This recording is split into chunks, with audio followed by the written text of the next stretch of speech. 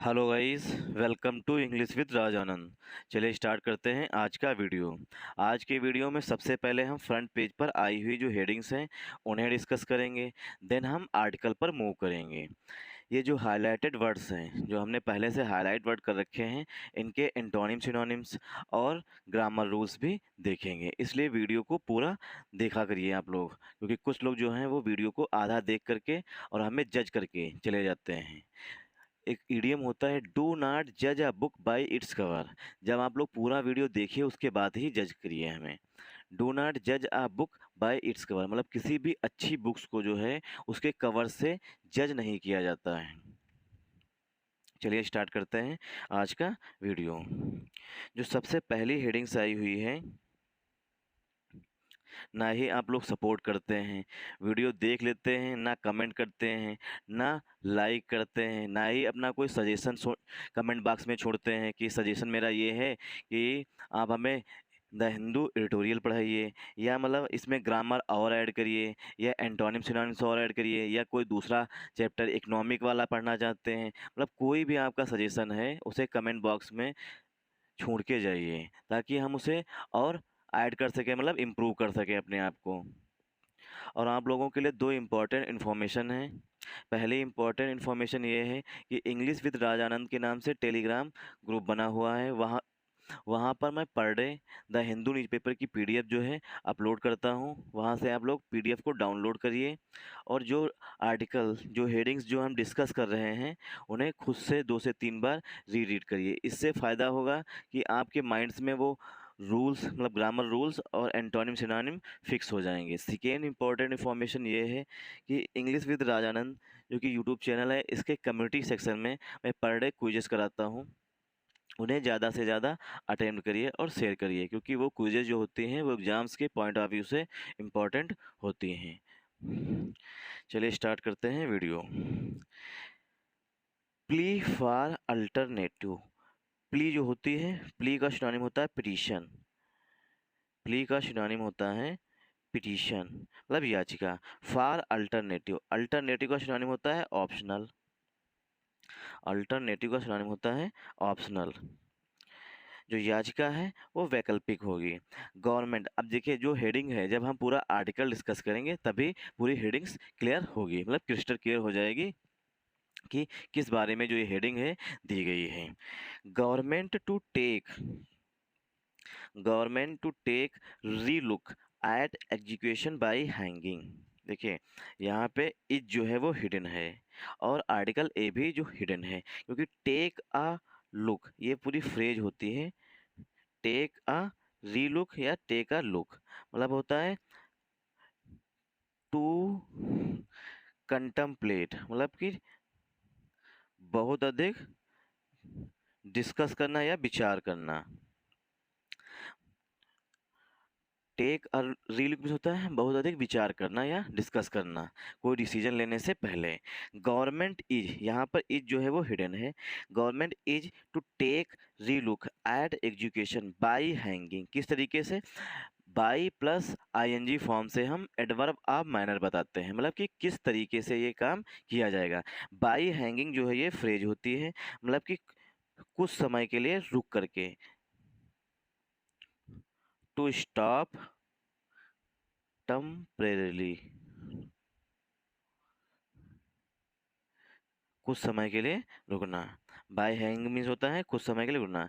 जो गवर्नमेंट है, take a rule मतलब कि डिसीजन लेगी, मतलब विचार करेगी कुछ समय के लिए रुक करके। एग्जीक्यूशन मतलब कोई भी काम करने के लिए। एग्जीक्यूट जो होती है वो वर्ब होती है, और एग्जीक्यूशन जो है वो नाउन है। सेकेंड हेडिंग है गोवा समिट। गोवा में एससीओ की मीटिंग होगी। Russia, China, Pakistan to attend SCO meet. Meet means meeting. Russia, China comma Pakistan to attend SCO meeting, मतलब कि रसिया, चाइना और पाकिस्तान जो है संघाई कॉरपोरेशन ऑर्गेनाइजेशन, जिसका मुख्यालय जो है, मतलब जिसका हेडक्वार्टर जो है वो बीजिंग चाइना में है, उसको, उसकी मीटिंग को अटेंड करेंगे रसिया, चाइना और पाकिस्तान। और जो मीटिंग है ये गोवा में होगी। एससीओ की जो मीटिंग है वो गोवा में होगी। थर्ड हेडिंग जो है वो है सेंटर्स गो अहेड, केंद्र सरकार जो है आगे बढ़ेगी या आगे कदम बढ़ाएगी।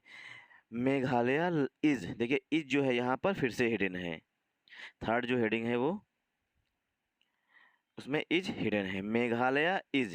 Meghalaya is likely to restart coal mining. देखिए लाइकली टू का सिनोनिम होता है अबाउट टू, मतलब कि कुछ होने वाला है, या going to, about to, going to, likely to, इसके मीन्स पॉसिबिलिटी दिखाते हैं। Meghalaya is likely to restart, Meghalaya जो है कोल माइनिंग को फिर से स्टार्ट कर सकता है। तो यहाँ पर संभावना दिखाई गई है, लाइकली टू, अबाउट टू। जैसे जब हम व्हाट्सएप देखते हैं और जब उसमें स्टेटस लगा रहे होते हैं या अबाउट, मतलब व्हाट्सएप अपने बारे में लिख रहे होते हैं, तो उसमें होता है battery is about to die, मतलब बैटरी जो है वो ख़त्म होने वाली है। तो वहीं say about to, likely to लिया गया है। फोर्थ हेडिंग जो है ये है डाटा पॉइंट से संबंधित। कम्युनल टेंशंस, कम्युनल मीन्स होता है सामुदायिक, मतलब कि हिंदू मुस्लिम वाला, उसे कहते हैं सामुदायिक। टेंशन मीन्स होता है विवाद। कम्युनल टेंशंस एंड रामनवमी, सामुदायिक जो तनाव हुआ है और रामनवमी। जब ये हम पूरा आर्टिकल डिस्कस करेंगे तब पता चलेगा कि किस बारे में बात की गई है। वायलेंट मीन्स होता है हिंसक, कम्युनल मीन्स होता है सामुदायिक और वायलेंट मीन्स होता है हिंसक। Violent incidents rising over the last decade, मतलब पिछले दशक में, लास्ट डिकेड, डिकेड मीन्स होता है 10 साल। जो पिछला दशक है उसमें जो वायलेंट इंसिडेंट्स हैं, मतलब हिंसक घटनाएं, इंसिडेंट भी होता है घटनाएं, जो है वो बढ़ी हैं। राइज मीन्स होता है बढ़ना। Violent incidents are rising over the last decade, मतलब पिछले 10 सालों में जो है हिंसक घटनाएं जो हैं वो बढ़ी हैं। फिफ्थ हेडिंग है थ्रिलिंग विन। थ्रिलिंग मीन्स होता है रोमांचक और विन जो है वो नाउन है। और ये थ्रिल है वो वर्ब होती है, और जब वर्ब में हम आईएनजी ऐड कर देते हैं तो ये प्रेजेंट पार्टिसिपल का एडजेक्टिव बन जाता है। थ्रिलिंग जो है वो प्रेजेंट पार्टिसिपल का एडजेक्टिव है। विन यहाँ पे नाउन है, थ्रिलिंग जो है वो एडजेक्टिव है। रोमांचक जीत, दिल्ली कैपिटल्स पिप टाइटंस, दिल्ली कैपिटल्स ने जो गुजरात टाइटंस है उसको बहुत थोड़े अंतर से हरा दिया है। मतलब कि पिप मीन्स होता है टू डिफीट समवन अथवा समबडी विद स्मॉल मार्जिन, मतलब बहुत छोटे अंतर से किसी को हरा देना। इन लो स्कोरिंग कॉन्टेस्ट, जो कि बहुत ही लो स्कोर कॉन्टेस्ट, मतलब जो दिल्ली कैपिटल्स था, मतलब दिल्ली कैपिटल्स की जो टीम थी उसने बहुत ही कम स्कोर बनाया था, उसमें भी गुजरात टाइटंस को दिल्ली कैपिटल्स ने हरा दिया। चलिए मूव करते हैं आर्टिकल पर। और आप लोगों से एक रिक्वेस्ट है कि आप लोग कमेंट करके हमें ज़रूर बताया करिए कि हम इसमें और क्या ऐड करें, या बताइए कि एडिटोरियल हम पढ़ाएं। चलिए आज हम पढ़ा ही देते हैं एडिटोरियल। आज का एडिटोरियल जो है वो आपको इवनिंग शिफ्ट में मिल जाएगा, वही 8 बजे के आसपास। एडिटोरियल भी अपलोड करके देख लेते हैं कि किसे अच्छा रिस्पांस मिलेगा। जिसे अच्छा रिस्पांस मिलेगा, जिस पे सब्सक्राइबर बढ़ेंगे, जिस पर वॉच टाइम बढ़ेगा, ऑब्वियस बात है कि हम उसी पर वीडियो बनाएंगे। अगर इसे चाहते हैं तो इसे आप ज़्यादा से ज़्यादा शेयर करिए और ज़्यादा से ज़्यादा कमेंट और लाइक करिए। Government extends date, central government जो है वो एक्सटेंड करेगी। एक्सटेंड में होता है किसी भी कार्यक्रम को या किसी चीज़ को आगे बढ़ा देना, मतलब जो पहले से चला आ रहा है उसे आगे बढ़ा देना, तो उसे उसके लिए वर्ब जो आती है वो एक्सटेंड आती है। Government extends date to opt for higher EPF pension to June 26। Central government जो है उसने कहा है कि एक्सटेंड कर देगी टू ऑप्ट फॉर मीन्स होता है to select, opt for means होता है चुनने के लिए, टू सेलेक्ट समथिंग, किसी चीज़ को चुनने के लिए। डेट, जो डेट थी किस लिए, ऑप्ट फॉर मीन्स चुनने के लिए। हायर ईपीएफ, ईपीएफ का फुल फॉर्म होता है एम्प्लॉयज़ प्रोविडेंट फंड। जो हायर मतलब पहले जो था उससे अधिक ईपीएफ करने के लिए, मतलब ईपीएफ पेंशन पाने के लिए, जो मतलब पहले से पेंशन दी जा रही थी अब क्या है उससे अधिक, मतलब ऑप्शन दिया जाएगा कि अगर आप पहले से ज़्यादा पेंशन चाहते हैं, मतलब जो एम्प्लॉयज़ हैं करंट समय में, अगर वो पहले की तुलना में, मतलब पहले अगर वो पाते 10,000, रिटायरमेंट होने के बाद आप पाएंगे 15,000, तो अगर वो चाहते हैं कि हम 10,000 की छोड़ करके 15,000 वाली को चुन लें, मतलब ऑप्ट फॉर कर लें, तो उसके लिए गवर्नमेंट ने उस रेट को बढ़ा करके 26 जून कर दी है, क्योंकि पहले थी 3 मई, मतलब कि आज जो है वो समाप्त हो जाती। देखिए, अब इसमें हम ग्रामर रूल्स देखेंगे। गवर्नमेंट, सेंट्रल गवर्नमेंट की बात की जा रही है, क्योंकि सिंगुलर का काउंटेबल नाउन की बात की जा रही है, इसीलिए वर्ब की फर्स्ट फॉर्म एक्सटेंड जो है वो है वर्ब। और एक्सटेंशन, देखिए एक्सटेंड जो है वो वर्ब है, और सिंगुलर वर्ब आनी चाहिए, क्योंकि सिंगुलर सब्जेक्ट हमारा है गवर्नमेंट, इसीलिए वर्ब की फर्स्ट फॉर्म में यस का यूज किया गया है। गवर्नमेंट ने डेट को बढ़ा दिया है आगे। टू ऑप्ट फॉर में होता है चुनने के लिए। हायर ईपीएफ पेंशन, मतलब जो कर्मचारी होते हैं उन्हें रिटायरमेंट के बाद अधिक पेंशन मिले उसके लिए। टू जून 26, जून 26, मतलब 26 जून तक उसे बढ़ा दिया है कि आप लोग अगर चुनना चाहते हैं higher pension, higher EPF pension को, तो उसके लिए डेट जो है 26 जून तक कर दी गई है। तो गवर्नमेंट सिंगुलर सब्जेक्ट है, इसलिए सिंगुलर वर्ब आई हुई है। टू प्लस वर्ब की फर्स्ट फॉर्म से हम उद्देश्य बताते हैं। ऑप्ट मीन्स होता है चुनना। फॉर हायर ईपीएफ पेंशन के लिए टू जून 26, मतलब 26 जून तक उसे बढ़ा दिया गया है। जो न्यूज़पेपर्स की जो हेडिंग्स होती हैं वो सिंपल प्रेजेंट टेंस में लिखी जाती हैं, इसीलिए सिंपल प्रेजेंट टेंस का यूज किया गया है। The union government has extended, union government, केंद्र सरकार की बात की जा रही है। The union government has extended, extend में होता है बढ़ा देना। देखिए, एक्सटेंड जो है वर्ब है, और जो एक्सटेंशन होता है इसी से बनता है एक्सटेंशन। एक्सटेंशन मीन्स होता है विस्तार, या किसी का कार्यकाल, या किसी चीज़ को बढ़ा देना आगे, मतलब कि विस्तार दे देना। तो union government has, extension noun होता है और एक्सटेंड जो है वो वर्ब होती है, ये दोनों में डिफरेंस है। यूनियन गवर्नमेंट, सेंट्रल गवर्नमेंट ने एक्सटेंड कर दिया है, मतलब विस्तार कर दिया है, बढ़ा दिया है द टाइम, समय को। टू सबमिट, सबमिट में होता है पेश करना या जमा करना। Joint options for claiming higher employees provident fund pension till June 26, union government ने टू सबमिट ज्वाइंट ऑप्शंस, मतलब संयुक्त ऑप्शन, ज्वाइंट ऑप्शन मतलब दोनों ऑप्शन चुनने के लिए जो डेट थी पहले, joint option for claiming higher employees provident fund pension, मतलब जो पेंशन, अधिक पेंशन पाने के जो ऑप्शंस हैं उसकी डेट जो है वो 26 जून तक, टिल 26 जून, मतलब 26 जून तक बढ़ा दी है केंद्र सरकार ने। अब इसमें हम ग्रामर रूल्स देखेंगे। द जो है वो डेफिनेट आर्टिकल होता है। आर्टिकल दो तरीके के होते हैं, आर्टिकल्स जो हैं वो दो तरीके के होते हैं। पहला आर्टिकल्स है इनडेफिनिट, इनडेफिनिट, और दूसरा होता है डेफिनिट। अब देखिए, इनके नाम से ही क्लियर हो रहा है। इनडेफिनिट मीन्स होता है अनिश्चित, और डेफिनिट मीन्स होता है निश्चित। मतलब कि आर्टिकल दा जो है वो डेफिनिट आर्टिकल है। जब कोई चीज़ निश्चित हो जाए तो वहाँ पर आर्टिकल दा का यूज किया जाता है। इनडेफिनिट आर्टिकल में आता है ए और एन आता है, ए और एन आता है। तो इनडेफिनिट आर्टिकल जहाँ पर कोई चीज़ निश्चित ना हो वहाँ पर इनडेफिनिट आर्टिकल मतलब ए और एन का यूज किया जाता है। और एक डिफरेंस है, एन का यूज जो है जब छोटा से लेकर के आह के बीच में, छोटा से लेकर के आह के बीच में अगर कोई वर्ड्स का हम प्रोनाउंसिएशन करते हैं और इन वर्ड्स के बीच में उनका प्रोनाउंसिएशन आ रहा है तो वहाँ पर आयन का यूज किया जाएगा, और बाकी जगहों पर आर्टिकल ए का यूज किया जाएगा। आर्टिकल्स जो है वो हमेशा सिंगुलर काउंटेबल नाउन के लिए यूज किए जाते हैं। तो यहाँ पर द जो है वो डेफिनेट आर्टिकल है। द यूनियन गवर्नमेंट, केंद्र सरकार, हैज़ एक्सटेंडेड द टाइम, देखिए हैज़ लगा हुआ है, और हैज़ के बाद हमेशा वर्ब की थर्ड फॉर्म यूज की जाती है, इसीलिए यहाँ पर एक्सटेंड लिखा हुआ है। द टाइम, समय को, मतलब कि जो यूनियन गवर्नमेंट है उसने समय को बढ़ा दिया है। To submit, to plus verb की फर्स्ट फॉर्म से हम उद्देश्य बताते हैं। किस लिए टाइम को बढ़ाया है ये बताया गया है उद्देश्य। टू सबमिट मतलब कि पेश करने के लिए, जमा करने के लिए। ज्वाइंट ऑप्शन, ज्वाइंट ऑप्शन में संयुक्त ऑप्शंस, मतलब दोनों ऑप्शन चुन सकते हैं। For claiming higher employees provident fund pension, जो मतलब कि जो एम्प्लॉयज़ को पेंशन मिलती है रिटायरमेंट के बाद उसको और अधिक पाने के लिए उनके लिए ऑप्शंस खोल दिए हैं सेंट्रल गवर्नमेंट ने, कि अगर आप पहले 10,000 पाते अब 15,000 पा सकते हैं अगर आप इस ऑप्शन को चुनते हैं।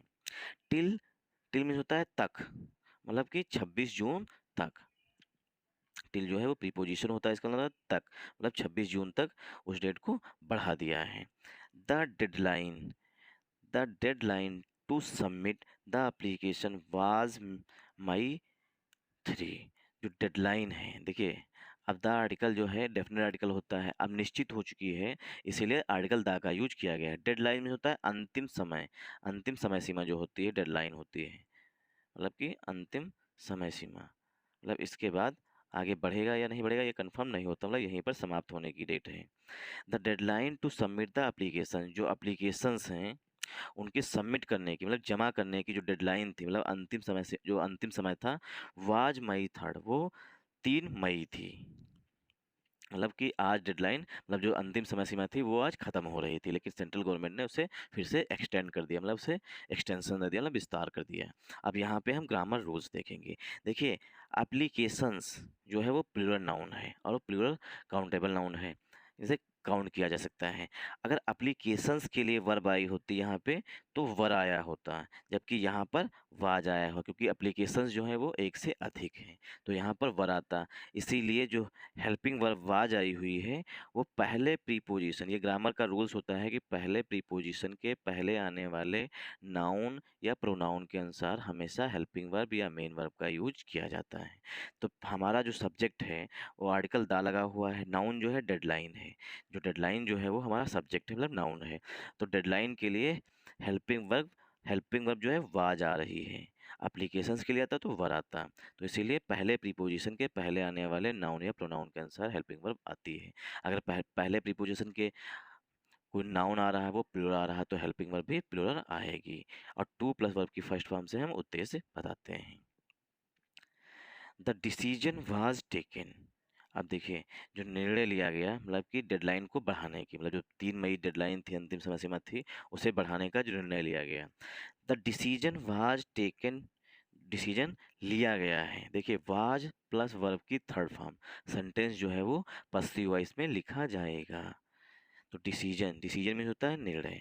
The decision was taken, decision को लिया गया मतलब दूसरे पर्सन्स के द्वारा लिया गया, इसीलिए सेंटेंस जो है पॉजिटिव वॉइस में होता है, मतलब पॉजिटिव वॉइस में है। Based on the representations received from various central trade unions and pensioners organisations, जो डिसीजन है जो लिया गया है वो आधारित है। बेस्ड ऑन मीन्स होता है डिपेंड ऑन, या निर्धारित होना या निर्भर होना। द रिप्रेजेंटेशन मतलब कि कितने लोगों ने पार्टिसिपेशन किया, रिप्रेजेंटेशन का सिनोनिम होता है पार्टिसिपेशन।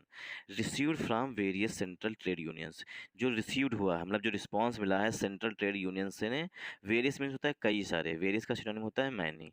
एंड पेंशनर्स ऑर्गेनाइजेशन, जो पेंशनर के ऑर्गेनाइजेशन है मतलब संगठन है उनसे जो रिस्पॉन्स मिला है उसके बाद ही ये डिसीजन लिया गया है कि डेट जो है वो एक्सटेंड की जाए। 12 लाख एप्लीकेंट्स मतलब 12 लाख जो लोग हैं अब तक उन्होंने एप्लीकेशन सबमिट किया है। 12 लाख एप्लीकेंट्स सो फार जो होता है ये एडवर्ब ऑफ टाइम होता है, इसके मीन्स होता है अब तक। सो फार का सिनोनिम होता है स्टिल, सो फार का सिनोनिम होता है स्टिल मतलब अभी भी। अब तक 12 लाख जो एप्लीकेंट्स हैं उन्होंने अब तक ये जमा किया है। The employees provided fund organisation said मतलब ईपीएफओ ने कहा है। अब देखिए यहाँ पे ग्रामर का रूल है, एम्प्लॉयज प्रोविडेड फंड में यहाँ पर ऑलरेडी एस लगा हुआ है, मतलब एम्प्लॉयज़ की बात की गई है, इसीलिए यहाँ पर दोबारा यस और कामा का यूज नहीं किया जाएगा, क्योंकि यस लगा अगर पहले से भी हमारे नाउन में यस लगा होता है तो वहाँ पर सिर्फ कामा का यूज किया जाता है, वहाँ पर यस का यूज नहीं किया जाता है। और एग्जाम्स में यहाँ पर कामा भी डाल देंगे और यस भी लगा देंगे, उसके बाद यहाँ पर यस भी लिखेंगे, कामा भी लगा दें और इसमें भी यस लगा होता है, ये एग्जाम्स में एरर पूछी जाती है। तो ईपीएफओ ने कहा है, ईपीएफओ क्या है, ये एक ऑर्गेनाइजेशन है। इट आया हुआ है ईपीएफओ के लिए, इट जो है वो ईपीएफओ के लिए है। इट हैड रिसीव्ड, ईपीएफओ ने रिसीव किया है, रिसीव मीन्स होता है प्राप्त किया है, more than 12 lakh application so far, मतलब ईपीएफओ ने कहा है कि ईपीएफओ को 12 लाख से अधिक एप्लीकेशंस अब तक प्राप्त हुए हैं। रिसीव मीन्स होता है प्राप्त होना। देखिए इट आया हुआ है, इट आया हुआ है एपीएफओ के लिए।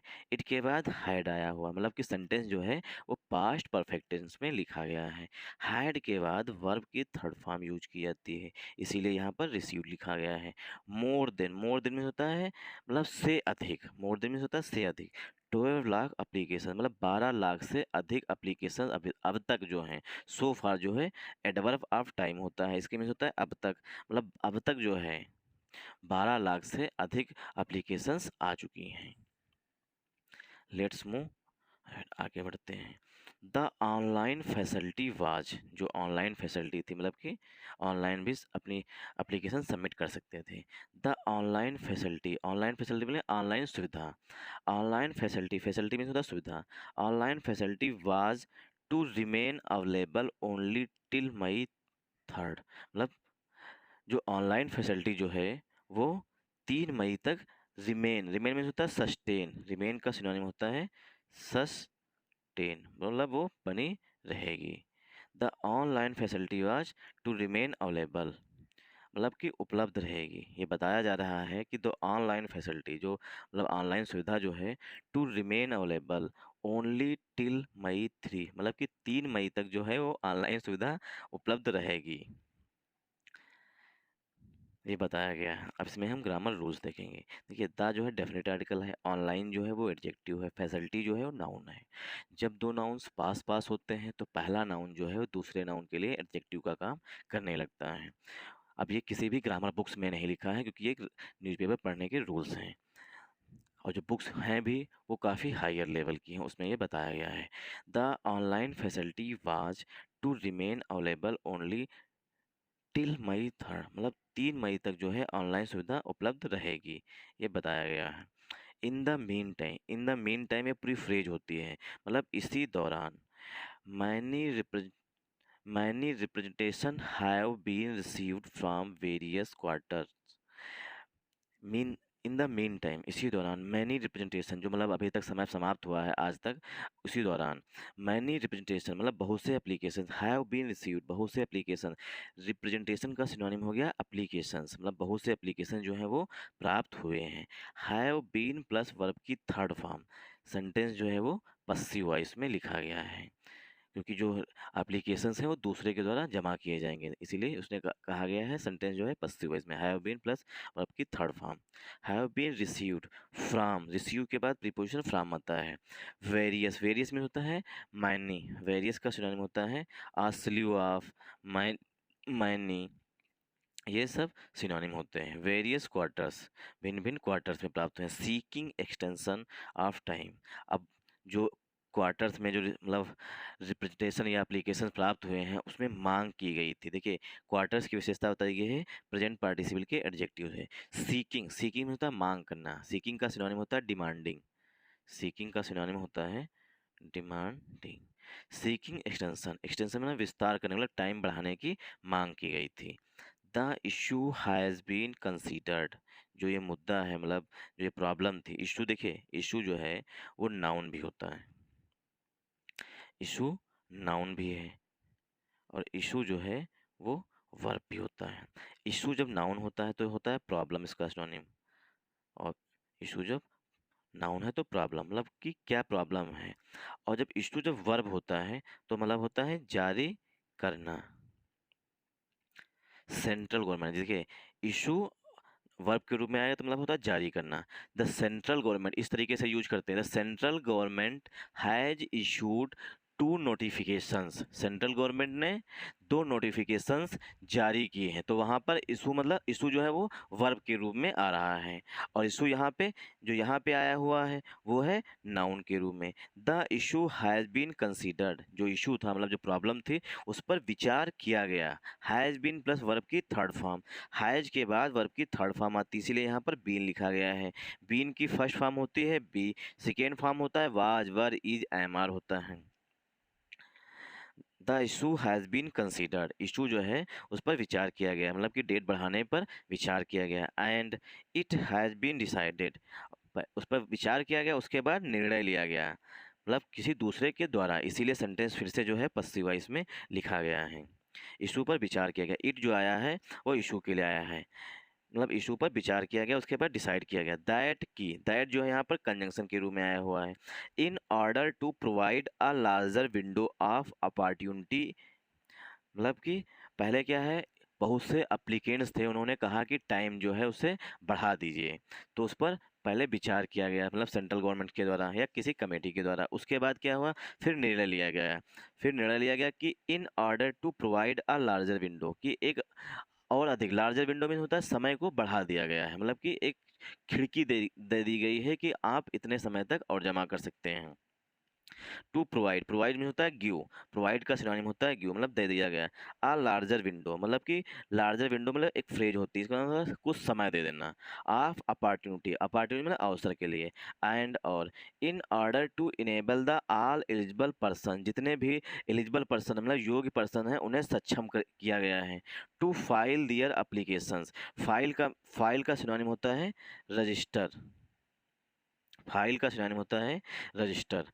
कि सभी जितने भी मतलब कि एलिजिबल पर्सन्स हैं जो चाहते हैं मतलब कि और अधिक पेंशन पाने के लिए, उनको अपना एप्लीकेशन सबमिट करने का समय बढ़ा दिया गया, मतलब एक लार्जर विंडो दे दी गई, इसके लिए अवसर दिया गया। अपॉर्चुनिटी में होता है अवसर। चलिए मूव करते हैं आगे। फाइल का सिनोनिम होता है रजिस्टर करना। अब देखिए यहाँ पे हम ग्रामर रूल्स भी देखेंगे। इट आया हुआ है इशू के लिए, इसीलिए हेल्पिंग वर्ब सिंगुलर लिखी गई है हैज, और हैज के बाद हमेशा वर्ब की थर्ड फॉर्म आती है, इसीलिए बीन लिखा गया। और बीन के बाद अगर वर्ब की थर्ड फॉर्म आई हुई है, सेंटेंस जो है वो पसिव वॉइस में लिखा गया है। दैट जो है कंजंक्शन है। इन ऑर्डर टू मीन्स होता है के लिए। To provide, to plus verb की फर्स्ट फॉर्म से हम उद्देश्य बताते हैं, किस लिए, प्रोवाइड करने के लिए मतलब देने के लिए। आ लार्जर विंडो मतलब और अधिक समय देने के लिए। ऑफ अपॉर्चुनिटी अवसर के लिए। And in order to enable all eligible persons मतलब जितने भी योग्य व्यक्ति हैं उनको सक्षम करने के लिए। टू फाइल दियर एप्लीकेशन, अपने देखिए पर्सन्स के लिए देर आ रहा है। टू फाइल, फाइल में रजिस्टर करने के लिए मतलब अपना एप्लीकेशन जमा करने के लिए और समय को दे दिया गया है सेंट्रल गवर्नमेंट्स के द्वारा, क्योंकि लोगों ने कहा था कि हमें समय की आवश्यकता है। सेंटर हैड, सेंटर मीन्स केंद्र सरकार।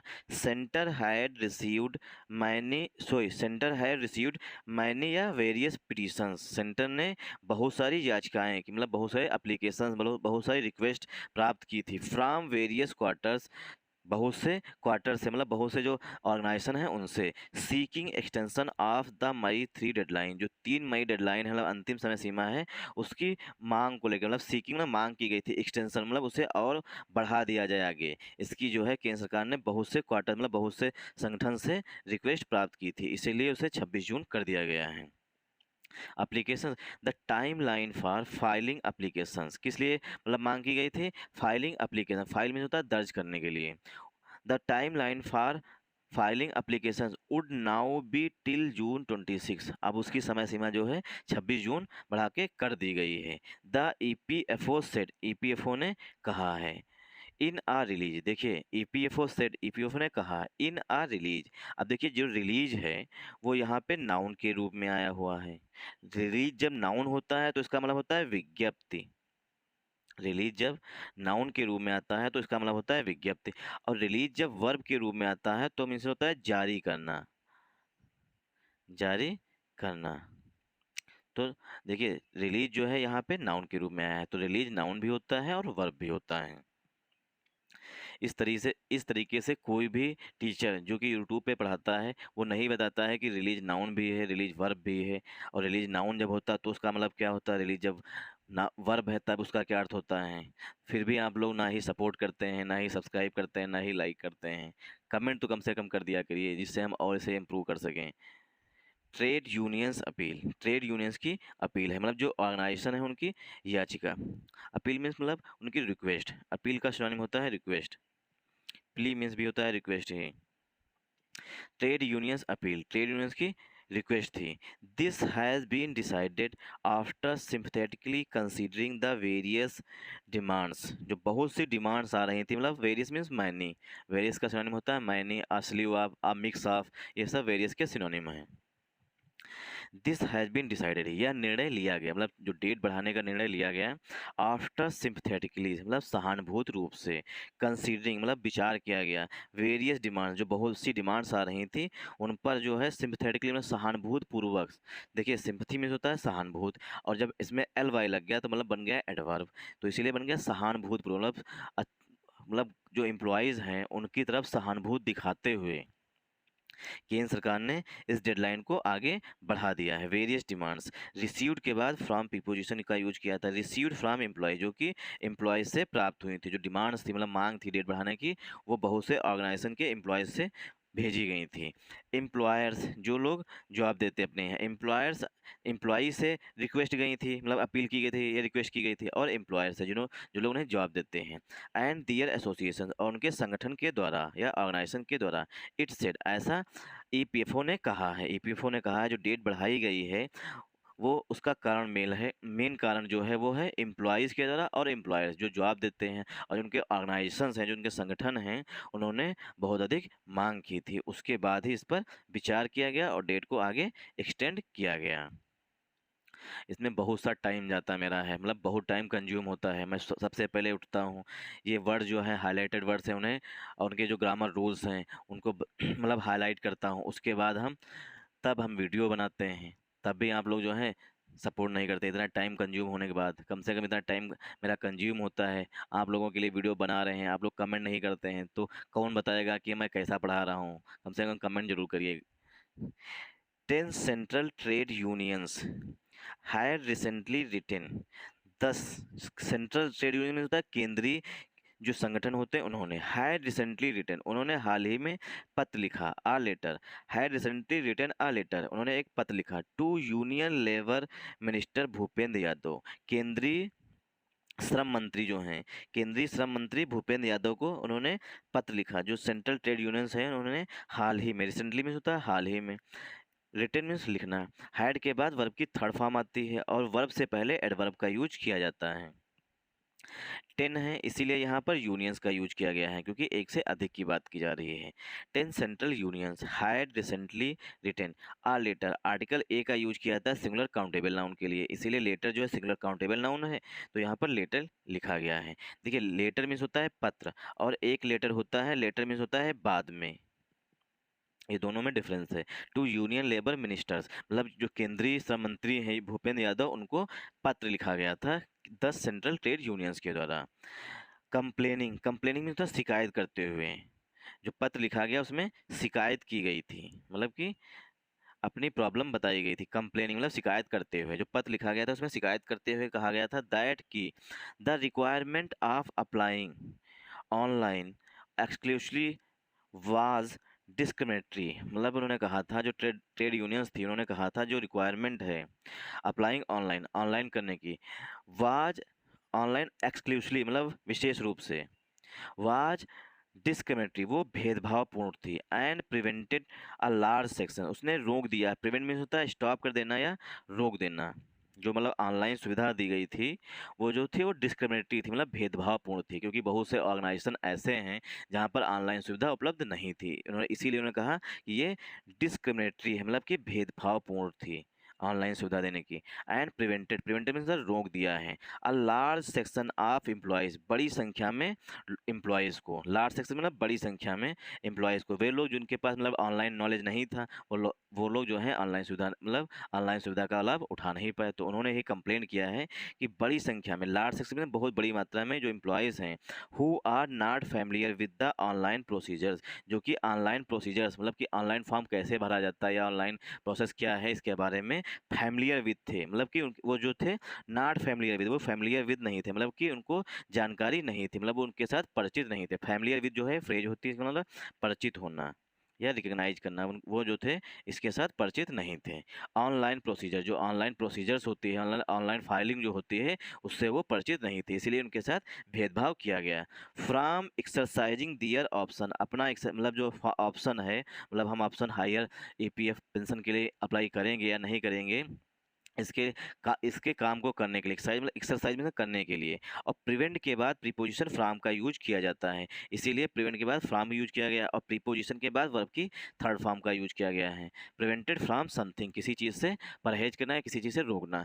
एक्सरसाइजिंग दियर ऑप्शन, मतलब जो एम्प्लॉय जो रह गए जिनको मतलब ऑनलाइन प्रोसीजर का मतलब पता नहीं था या उससे वो परिचित नहीं थे, फैमिलियर विद मतलब परिचित होना, उससे परिचित नहीं थे, वो लोग जो हैं ऑनलाइन फाइलिंग करने से रह गए, इसीलिए उन्होंने भूपेंद्र यादव जी को कंप्लेंट किया है, जो कि यूनियन मिनिस्टर हैं। Thanks for watching this video. और आप लोगों से कमेंट मतलब रिक्वेस्ट है मेरी, कमेंट ज़रूर किया करिए कि और हम इसमें क्या ऐड करें, या अगर आप लोग एडिटोरियल पढ़ना चाहते हैं तो हमें कमेंट करके बताइए कि एडिटोरियल पढ़ाइए। और इसे लाइक करिए, शेयर करिए, और हो सके अगर अच्छा लगे तो सब्सक्राइब भी कर लीजिएगा। Thanks for watching this video.